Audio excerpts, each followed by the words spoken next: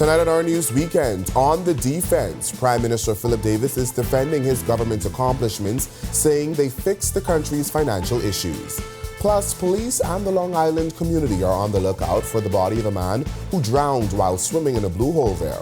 We've got those details, and later, our Marlena Leonard highlights an animal of the week as she visits the Humane Society and meets a puppy in need of a home. Our news, the weekend edition, starts right now.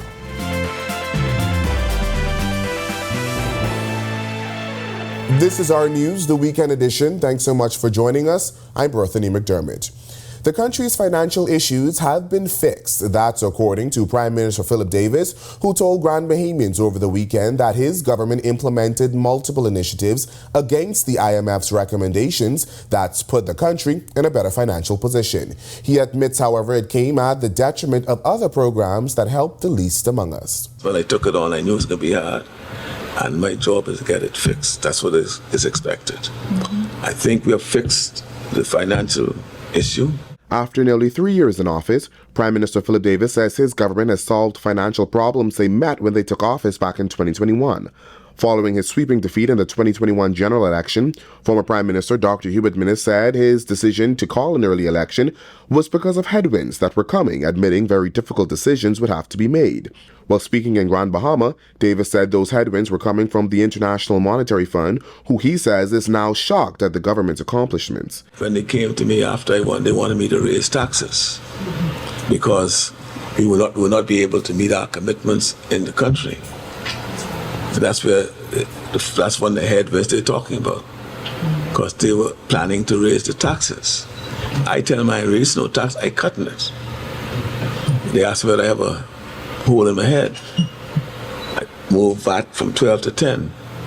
They tell me I should move it to 15. In this year's budget debate, Davis said his government met deficits at record highs that are now trending downward, and a debt to GDP ratio over 100% that has fallen to below 80%. According to Davis, the government is raking in more money with the VAT rate dropping to 10% than when it stood at 12%. But those aren't the only achievements in the Prime Minister's book. He also referenced the rise in the minimum wage. It's not where I'd like it to be, I must confess, but we're able to add some more money in the poor people's pocket. Those who owe pay. And we set up our revenue enhancement unit to go after those who could pay, and we are working and it's doing done. His comments came at the signing of 40 contracts for the relaunch of the Small Home Repairs Program in Grand Bahama. I've decided, because of the angst that I'm hearing, to lead this relaunch of small home repairs for our people. I was in Abaco yesterday to do it, and I'm here today to see that it's done. The search is on for the body of a man who reportedly drowned at the Dean's Blue Hole in Long Island Saturday. Police tell us around 7 p.m. that evening, the man and a few others were swimming in the Blue Hole when the man dived in and didn't resurface. Officers on the island, along with local scuba divers, are still looking and making checks for the missing man. A 32-year-old man is in police custody in Grand Bahama after a routine stop and search of a vehicle led police to the discovery of a quantity of suspected marijuana. They made the find sometime after 5 p.m. on Newton Crest. The weight and value of the drugs are unknown. And still in Grand Bahama, the Grand Bahama Power Company says equipment failure at the Peel Street plant is the cause of recent power outages there. The GBPC explains the unexpected issues led to a shortfall in the power generation capacity, resulting in the need to temporarily interrupt service to some customers to maintain stability of the entire grid and prevent an island-wide outage. It's a decision the GBPC says was not taken lightly, adding they fully know the impact on its customers. The power company has committed to making immediate repairs and restoration to damaged equipment, adding temporary generation, enhancing maintenance and monitoring, and strengthening communication with its customers. The GBPC apologizes for any inconvenience caused. With all indicators that the Atlantic hurricane season is heating up, Bahamas Power and Light says it stands ready should a natural disaster come our way. The Bahamas has been spared thus far, but the same could not be said for some of our Caribbean neighbors who were recently devastated by Hurricane Beryl, which left behind a staggering death toll and millions of dollars in damage. BPL Chief Operating Officer Tony Seymour says the power company has been preparing since January. We do our best to prepare ahead of time. So for us, preparation for hurricane season begins in January with line clearing, tree trimming, pole-by-pole inspections, replacing rotten poles. We focus on the transmission network because if the transmission network is stabilized after a storm, it's faster to restore. Outside of natural disasters, this hasn't been an easy summer for the power giant. Many islands face generation shortfalls and other issues causing constant outages.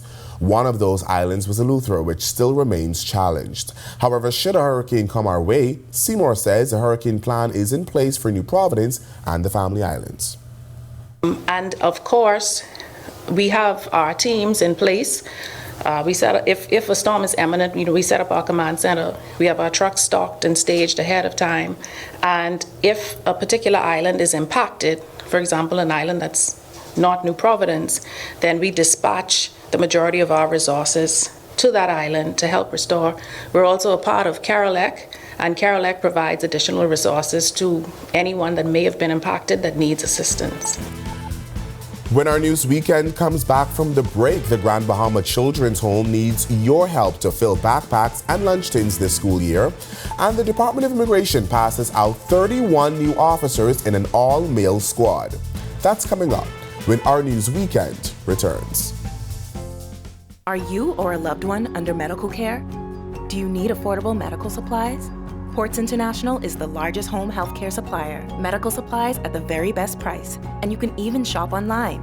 From hospital beds to wound care, wheelchairs to walkers, Ports is a one-stop shop for your medical supplies, and we accept insurance. We have online shopping and 2 locations to serve you, at the Airport Industrial Park and Shirley Street. We also ship to the Family Islands. Shop online and visit us on Facebook. Call Ports at 377-1771.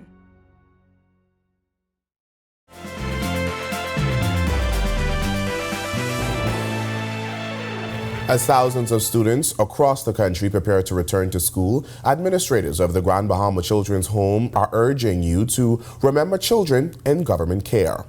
Executive Director June Hutchison says with 28 children aged 6 months to 18 years old in need of supplies, your contributions can help fill their backpacks and lunch bags. I've been saying to people, textbooks, I'm not sure we're still using textbooks in this day and age, but nonetheless, we're using them. They're quite expensive. So if somebody wants to come in and sign up and say, I'd like to sponsor X, Y, and Z child going to X, Y, and Z school, and here's $40, $50. We are so grateful to have that because, it will defray some of the costs that we've been spending. So whether it's snacks, backpacks, books, donation towards whatever helps children get back to school and looking sharp and ready to learn, I am very, very happy to accept on behalf of the children. Hutchison notes donations have slightly increased since Hurricane Dorian and the global pandemic, which hit the island hard. She assured residents that every dollar goes directly toward improving the children's lives in their care. I've heard persons say, well, you just got $1,000 last week and you just got $500. However, we have 30 children that we have to provide for. Food, clothes, schools coming up, so providing for their shoes and books and uniforms and all of the other things that go with it. It does not stop in the home. So I just want to assure persons that give that everything that we get goes right back into the children. And they can be assured of that. We are very transparent, so if anybody wants to come and have a sit down, I am more than happy to, as is our board. Some 31 immigration trainees are now officially officers. The Department of Immigration hosting its passing out ceremony under the theme Celebrating a Legacy. Under the watchful eyes of government officials and the top brass from the police, defense, and immigration forces, the newly minted officers performed marching drills and exercises, much to the approval of onlookers. And get this, it's the first time since 1974 that an all-male squad has graduated. One of the standouts is Joshua Ferguson, son of trade unionist Kimsley Ferguson. To be among so many great men and still even then to be distinguished is truly an honor, and I try to remain humble even in spite of all that because I work with some great men. Over the past 6 months we've bonded. I feel like I actually have a brand new family and it's an amazing feeling. And as the saying goes, behind every great man is a great woman. Well, the squad's head training officer, Nadia Balfour, shares her experience leading the all-male team. Surprisingly very well. Surprisingly very well. We know that some men have a difficulty taking instructions from females, but this squad, I must say, they were well-mannered, very cooperative. A few hiccups here and there, ironing out the kinks, but for the most part, an exceptional squad. Still to come on Our News Weekend, Wake Up, our Megan Shepherd sheds light on the needs of the 28 children that call the Grand Bahama Children's Home home. We follow up with a Bahamian Youth Motorsports program, and we're going to check out Jazz on the Diamond. Our Sports Weekend is next. When the Bahamas took center stage at World Expo in Dubai 2022, we were there as thousands got up close and personal with our story, like the unprecedented devastation of Hurricane Dorian put center stage at Commonwealth Heads of Government meeting in Rwanda. We were there as the Prime Minister urged immediate action on climate change, an issue brought up months later at the historic 50th CARICOM meeting in the Bahamas. Because our news is everywhere, always there when it counts.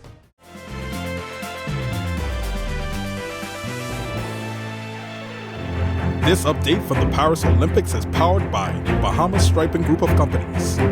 Good evening, happy Sunday. I'm Tej Adderley, back with our Sports Weekend. A little while back, we introduced you to the Bahamas Motorsports Association's Educarding Youth Program. We had the chance to see how they've been preparing for some big events later on in the year. We have to work with very limited resources, but we have heart and passion. That gets us a long way. That's racing instructor Henry Baudet. He came from Wales, Tinny Providence, to help the Bahamas Motorsports Association's racers prepare for the FIA Motorsport Games in October in Spain. We're trying to replicate in the car park the circuit that the drivers in one event will race in Spain, and also the obstacles that they will do in the slalom events. We're trying to replicate them here as best as we can. His partner Craig Camilleri is excited to work with Bahamian kids. I think they're brilliant to work with. They're so down to earth, and they just want to learn. They just want to soak up all the information, and they want to drive fast, but we want to show them how to drive fast safely. Jazz Chisholm played a doubleheader yesterday where he got to flash his bat and his wheels. We're going to see what he did. Jazz and his Bronx Bombers played a doubleheader against the Texas Rangers yesterday. Playing center field and third base in Game 1, Jazz powered the Yankees to a win, stealing a base and manufacturing the team's first run to give them an early lead. He would put the exclamation mark on the win, launching a home run in the 8th inning. He would hit a second dinger and steal another base in Game 2, but the Yankees would fall 9-4 to split the doubleheader. Now with the long ball in the second game, Jazz clinches third straight season with at least 20 home runs and 20 steals. The Yanks are one game out of the division lead, and they're in the driver's seat for a wild card slot. That's a wrap for sports this evening. For our Sports Weekend, I'm Tej Adderley. Have a great week. Thanks, Tej. With the 2024 Paris Olympics ending and Team Bahamas officially done with competition, there's been ongoing debate since the start of the Games about how the Bahamas can achieve greater participation across various sports, including in our national sport, sailing. You may know the famous story of Sir Derwent Knowles and Cecil Cook, who brought home the Bahamas' first Olympic gold medal in sailing in 1964. Now, 60 years later, how close are we to seeing Bahamians competing in the Olympics in sailing again? It's a question we asked head coach of the Exuma Sailing Club, Dallas Knowles, while in Exuma for the 80th edition of the Roll Wheel Regatta. Sailing is probably one of the toughest sports to get into the Olympics. For the lasers, for example, which is what we put most of our time into in the Bahamas, they only take 32 countries in the whole world. The United States didn't even make it this year. So that's how competitive it is to get into the Olympics in the lasers. It requires full-time, year-long commitment. You need someone funding you so you can just sail every single day. So you need the talent for one thing, but you also need a lot of money behind you and a lot of commitment, a lot of determination just to make it in there. The way that things are going with junior sailing in this country, I'm confident that in the next 2 or 3 cycles, I think we'll have someone in there. Still to come on Our News Weekend, we hear about the pup that's been up for adoption for years now. The details when Our News Weekend returns. Are you or a loved one under medical care? Do you need affordable medical supplies? Ports International is the largest home healthcare supplier, medical supplies at the very best price, and you can even shop online. From hospital beds to wound care, wheelchairs to walkers, Ports is a one-stop shop for your medical supplies, and we accept insurance. We have online shopping and 2 locations to serve you, at the Airport Industrial Park and Shirley Street. We also ship to the Family Islands. Shop online and visit us on Facebook. Call Ports at 377-1771.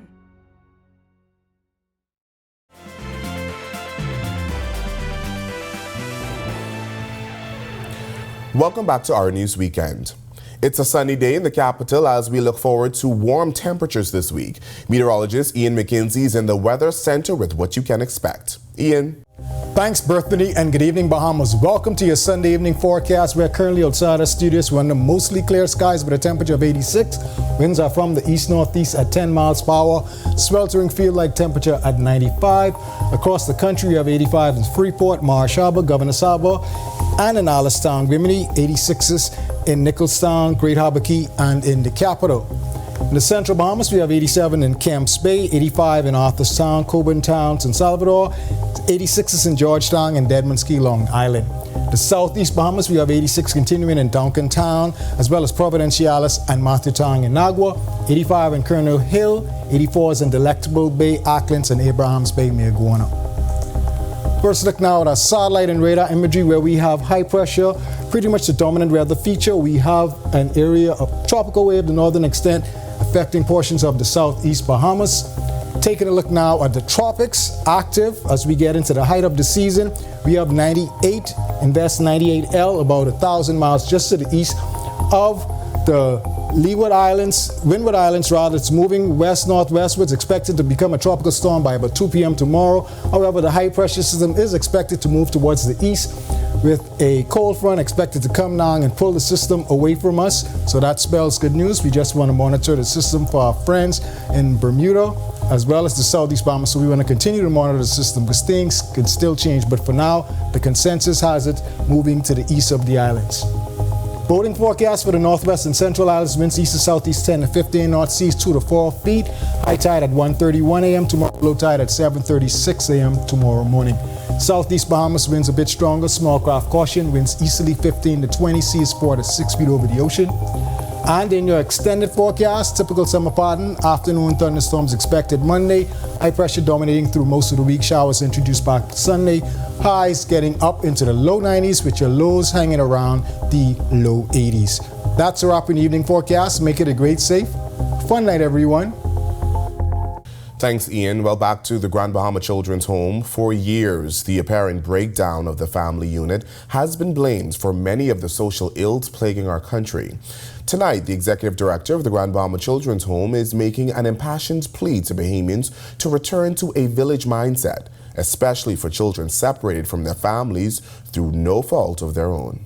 28 children from just 6 months to 16 years old currently call the Grand Bahama Children's Home home. And while staff do their best to provide the daily essentials from food, clothing, education, and quality time, Executive Director June Hutchison says they still need the love that only a parent or family member can provide. We say that we're a village, and the village it takes to raise the children.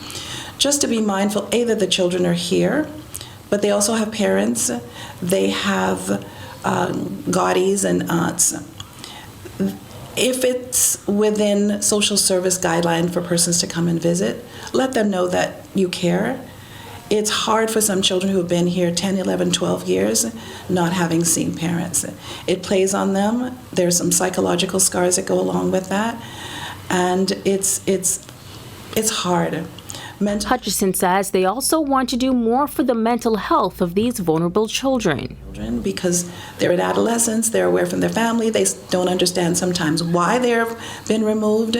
That's a hard conversation to have so that they will continue to grow and thrive. We want them to be better than they came to us. And so only in the conversations and what we do and what we show them will they do that. We talk about crime, and we don't want these children, because of frustration or because of something that we chose not to do, and that they end up on the streets or a life that is not in their best interest. We want to avoid that at all costs. If you notice changes in your child or any child within your community, she urges you to step up and do your part and contact the Department of Social Services. Reporting for Our News, I'm Megan Shepard. Thanks, Megan. Our Megan Shepard reporting there. And there are hundreds of dogs and cats at the Bahamas Humane Society ready for a loving home.